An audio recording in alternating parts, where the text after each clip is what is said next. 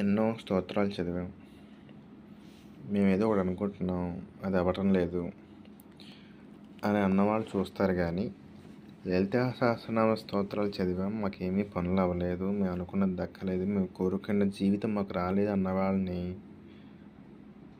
ఒక్కనే చూపించలేం. లలితా సహస్రనామం చదవాలి అంటే అమ్మ అనుగ్రహం ఉండాలి. అమ్మతో చాలా జాగ్రత్తగా ఉండాలి.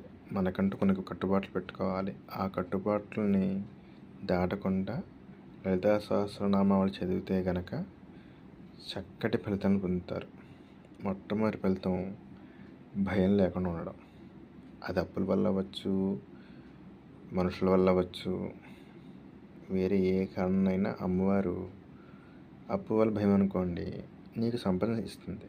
మనుషుల భయం అనుకోండి ఆ మనిషిని ఎదుర్కొనే శక్తిని నీకు ఇస్తుంది, మాటకాతనాన్ని ఇస్తుంది.